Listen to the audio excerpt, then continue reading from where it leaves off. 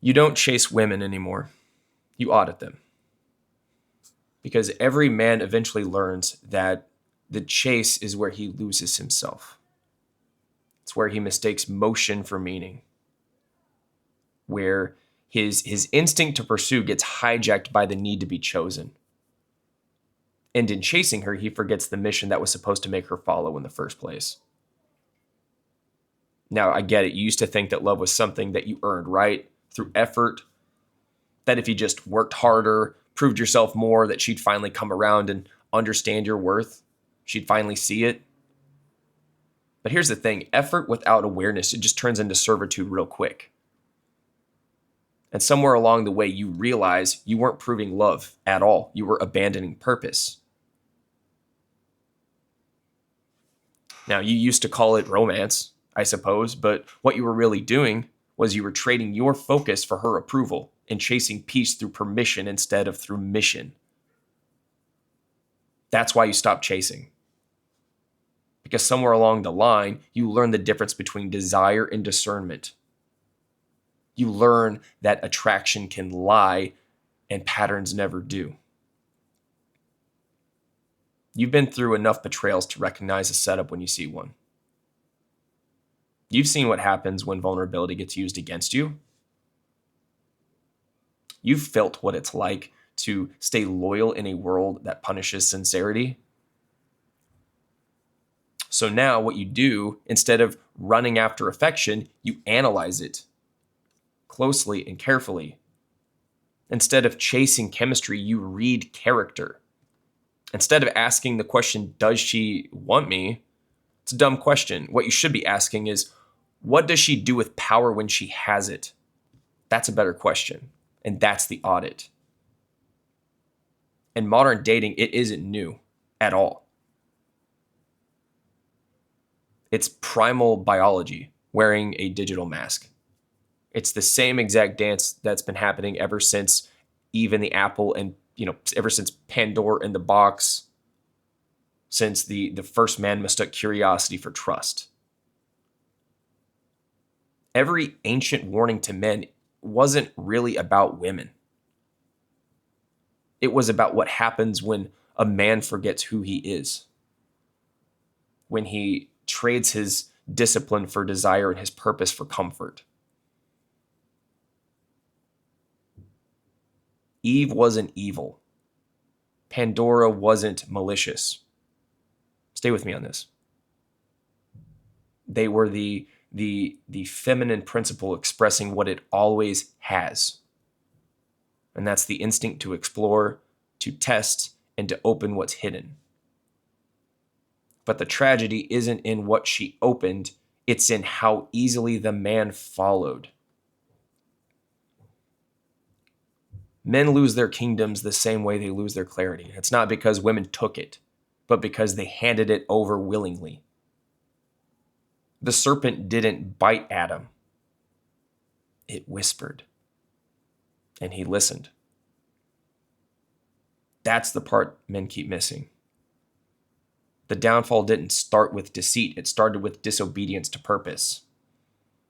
When a man stops leading himself, he becomes vulnerable to whatever tempts him most. That's why you audit now. Because the first betrayal every man experiences is the one he commits against his own mission. Modern men, they think that they're more evolved, but they're not. We didn't evolve past the garden. We just built a digital one with new snakes built into the code. The temptation's the exact same. It's just been digitized. The average man today, he spends more time trying to impress women who don't give a rip about him than building a life that would attract the kind of woman who would. He's still biting the apple.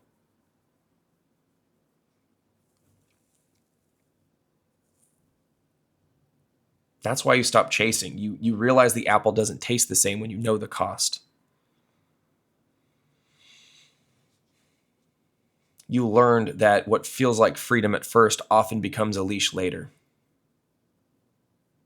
Not every woman means to destroy a man, but some do.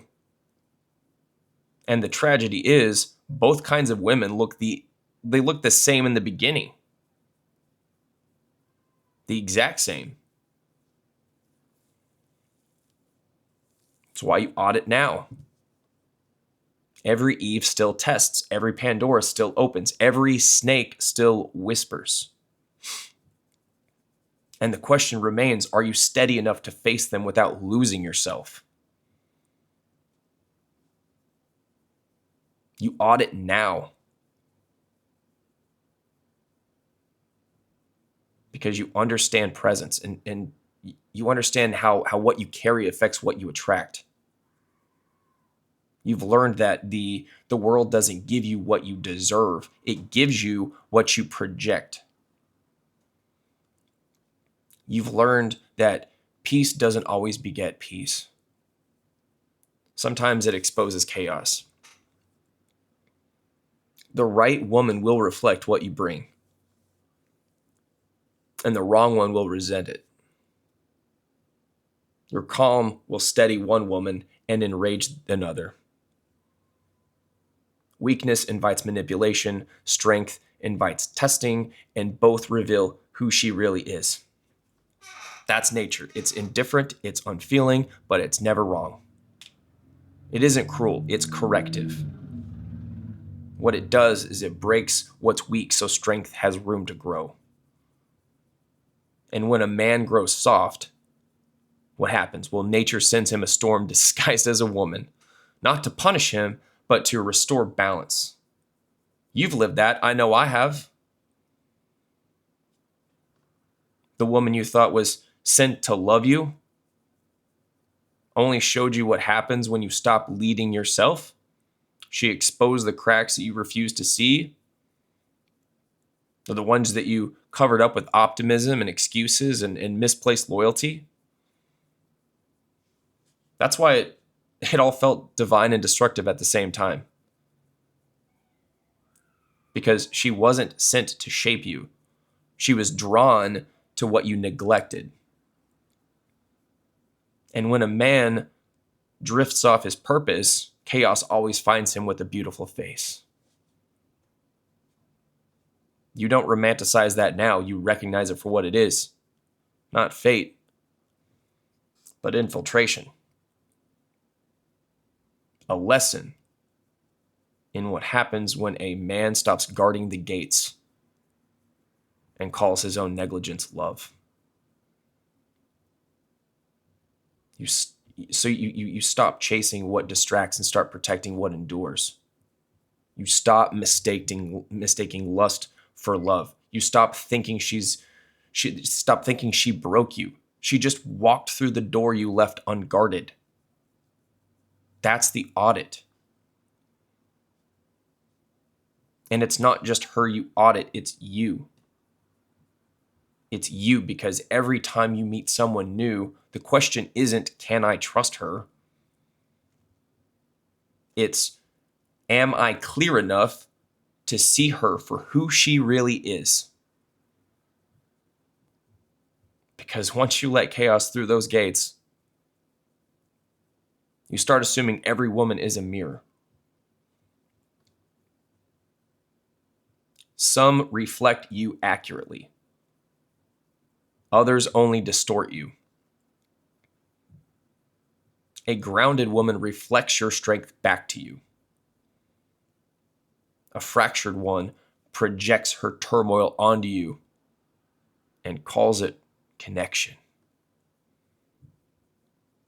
The right kind brings calm. The wrong kind brings corrosion. That's why strong men bring out femininity and weak men bring out a freaking demon. Because women don't follow words, they respond to presence. The audit starts when you stop expecting truth from distortion. When you learn to see the difference between a woman who mirrors your growth and one who magnifies your wounds. And then comes the shift, the point, every man crosses after enough damage. The part where you realize not every wound was betrayal. Some of it was initiation. Some of it was life's way of carving you into someone capable of holding power without collapsing under it. You stop seeing your past as punishment and start seeing it as preparation. Because the man who used to chase is dead. He's dead. He's replaced by the one who can finally see clearly. You see the difference between leading and losing yourself. You see the difference between purpose and possession, and between being loved for your potential and being tolerated for your limits. You stop apologizing for your standards. You stop negotiating with red flags. You stop performing for people who mistake your kindness for a crack in the armor. That's not ego, that's equilibrium. And yeah, once you start auditing, people call you cold. They say you've changed. But the truth is, you're just done living in emotional debt. You're done confusing attachment for love, and you're done mistaking attention for intimacy. You're done. You're done calling lust connection.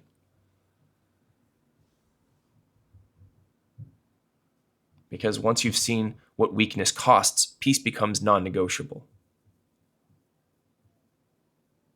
The snake still whispers, but now you listen differently. You don't argue, you don't react, you just walk away. You don't chase women anymore because you've learned that the real price isn't worth it. And the real prize isn't her, it's your clarity, it's your peace, it's your sanity, it's your mission.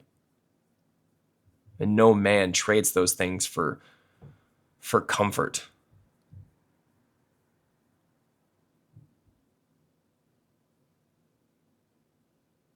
And here's the shift.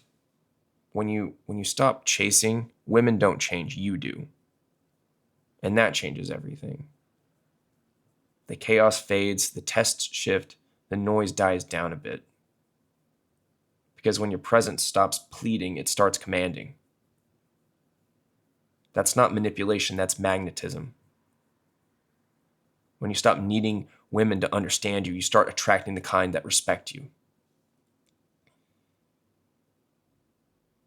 When you stop seeking salvation in someone else, you start embodying it in yourself. And for yourself. That's the real masculine polarity. Order in a world built on temptation. Discipline in a generation addicted to indulgence. Clarity in an age built on confusion. You're not running from women, you're running toward mastery. And you're not anti-love, you're anti-illusion. You don't chase anymore because you understand that a man who knows his worth doesn't pursue chaos, he invites peace.